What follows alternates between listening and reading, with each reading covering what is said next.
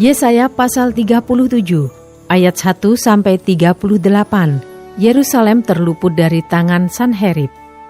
Segera sesudah Raja Hizkia mendengar itu, dikoyakkannyalah pakaiannya dan diselubunginyalah badannya dengan kain kabung. Lalu masuklah ia ke rumah Tuhan. Disuruhnyalah juga Eliakim kepala istana, Sebna panitera negara, dan yang tua-tua di antara para imam, dengan berselubungkan kain kabung kepada Nabi Yesaya bin Amos.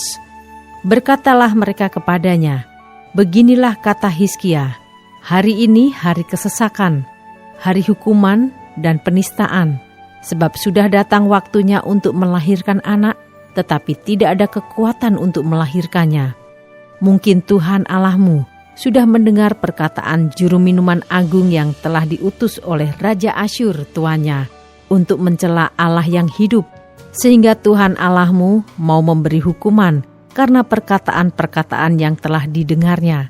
Maka baiklah engkau menaikkan doa untuk sisa yang masih tinggal ini." Ketika pegawai-pegawai Raja Hizkia sampai kepada Yesaya, berkatalah Yesaya kepada mereka, "Beginilah kamu katakan kepada tuanmu, beginilah firman Tuhan, janganlah engkau takut terhadap perkataan yang kau dengar, yang telah diucapkan oleh budak-budak Raja Asyur untuk menghujat aku. Sesungguhnya aku akan menyuruh suatu roh masuk di dalamnya, sehingga ia mendengar suatu kabar dan pulang ke negerinya. Aku akan membuat dia mati rebah oleh pedang di negerinya sendiri." Ketika juru minuman agung pulang, didapatinyalah Raja Asyur berperang melawan Libna, sebab sudah didengarnya bahwa raja telah berangkat dari Lakis. Dalam pada itu raja mendengar tentang Tirhaka, Raja Etiopia, berita yang demikian, "Ia telah keluar berperang melawan engkau." Dan ketika mendengar itu, disuruhnyalah utusan-utusan kepada Hizkia dengan pesan, "Beginilah harus kamu katakan kepada Hizkia, Raja Yehuda, janganlah Allahmu yang kau percayai itu memperdayakan engkau dengan menjanjikan, Yerusalem tidak akan diserahkan ke tangan Raja Asyur. Sesungguhnya engkau ini telah mendengar tentang yang dilakukan raja-raja Asyur kepada segala negeri, yakni bahwa mereka telah menumpasnya. Masakan engkau ini akan dilepaskan? Sudahkah para Allah dari bangsa-bangsa yang telah dimusnahkan oleh nenek moyangku dapat melepaskan mereka, yakni Goshan, Haran, Resef, dan Bani Eden yang di Telasar? Di manakah raja negeri Hamat dan Arpad, raja kota Sefarwaim, raja negeri Hena dan Iwa?" Hizkia menerima surat itu dari tangan para utusan, lalu membacanya. Kemudian pergilah ia ke rumah Tuhan dan membentangkan surat itu di hadapan Tuhan. Hizkia berdoa di hadapan Tuhan, katanya, "Ya Tuhan semesta alam, Allah Israel, yang bertahta di atas kerubim, hanya Engkau sendirilah Allah segala kerajaan di bumi. Engkaulah yang menjadikan langit dan bumi. Sendengkanlah telingamu ya Tuhan, dan dengarlah. Bukalah matamu ya Tuhan, dan lihatlah. Dengarlah segala perkataan Sanherib yang telah dikirimnya untuk mencela Allah yang hidup. Ya Tuhan, memang raja-raja Asyur telah memusnahkan semua bangsa dan negeri-negeri mereka, dan menaruh para allah mereka ke dalam api, sebab mereka bukanlah Allah, hanya buatan tangan manusia, kayu dan batu, sebab itu dapat dibinasakan orang. Maka sekarang ya Tuhan, Allah kami, selamatkanlah kami dari tangannya, supaya segala kerajaan di bumi mengetahui bahwa hanya Engkau sendirilah Tuhan." Lalu Yesaya bin Amos menyuruh orang kepada Hizkia mengatakan, "Beginilah firman Tuhan Allah Israel, tentang yang telah kau doakan kepadaku mengenai Sanherib, Raja Asyur, inilah firman yang telah diucapkan Tuhan mengenai dia. Anak dara, yaitu putri Sion, telah menghina engkau, telah mengolok-ngolokkan engkau, dan putri Yerusalem telah geleng-geleng kepala di belakangmu. Siapakah yang engkau celah dan engkau hujat? Terhadap siapakah engkau menyaringkan suaramu dan memandang dengan sombong-sombong? terhadap Yang Maha Kudus Allah Israel.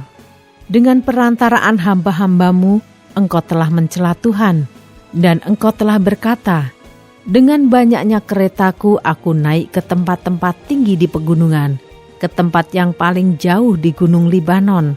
Aku telah menebang pohon-pohon arasnya yang tinggi besar, pohon-pohon sanobarnya yang terpilih. Aku telah masuk ke tempat tinggi yang paling ujung, ke hutan pohon-pohonannya yang lebat. Aku ini telah menggali air dan telah minum air. Aku telah mengeringkan dengan telapak kakiku segala sungai di Mesir. Bukankah telah kau dengar bahwa aku telah menentukannya dari jauh hari dan telah merancangnya dari zaman purbakala? Sekarang aku mewujudkannya, bahwa engkau membuat sunyi senyap kota-kota yang berkubu menjadi timbunan batu, sedang penduduknya yang tak berdaya menjadi terkejut dan malu. Mereka menjadi seperti tumbuh-tumbuhan di padang dan seperti rumput hijau, seperti rumput di atas sotoh atau gandum yang layu sebelum ia masak. Aku tahu jika engkau bangun atau duduk, jika keluar atau masuk, atau jika engkau mengamuk terhadap aku. Oleh karena engkau telah mengamuk terhadap aku dan kata-kata keangkuhanmu telah sampai ke telingaku, maka aku akan menaruh kelikirku pada hidungmu dan kekangku pada bibirmu, dan aku akan memulangkan engkau melalui jalan dari mana engkau datang. Dan inilah yang akan menjadi tanda bagimu, hai Hizkia, dalam tahun ini orang makan apa yang tumbuh sendiri, dan dalam tahun yang kedua apa yang tumbuh dari tanaman yang pertama, tetapi dalam tahun yang ketiga menaburlah kamu, menuai, membuat kebun anggur dan memakan buahnya. Dan orang-orang yang terluput di antara kaum Yehuda, yaitu orang-orang yang masih tertinggal, akan berakar pula ke bawah dan menghasilkan buah ke atas. Sebab dari Yerusalem akan keluar orang-orang yang tertinggal, dan dari Gunung Sion orang-orang yang terluput. Giat cemburu Tuhan semesta alam akan melakukan hal ini. Sebab itu beginilah firman Tuhan mengenai Raja Asyur. Ia tidak akan masuk ke kota ini dan tidak akan menembakkan panah ke sana. Juga ia tidak akan mendatanginya dengan perisai dan tidak akan menimbun tanah menjadi tembok untuk mengepungnya. Melalui jalan dari mana ia datang, ia akan pulang. Tetapi ke kota ini ia tidak akan masuk. Demikianlah firman Tuhan. Dan aku akan memagari kota ini untuk menyelamatkannya, oleh karena aku dan oleh karena Daud hambaku. Keluarlah malaikat Tuhan, lalu dibunuhnyalah 185.000 orang di dalam perkemahan Asyur. Keesokan harinya pagi-pagi tampaklah semuanya bangkai orang-orang mati belaka. Sebab itu berangkatlah Sanherib Raja Asyur dan pulang. Lalu tinggallah ia di Niniwe. Pada suatu kali ketika ia sujud menyembah di dalam kuil Nisroh Allahnya, maka Adramelech dan Sarezer anak-anaknya membunuh dia dengan pedang, dan mereka meloloskan diri ke tanah Ararat. Kemudian Esarhadon anaknya menjadi raja menggantikan dia.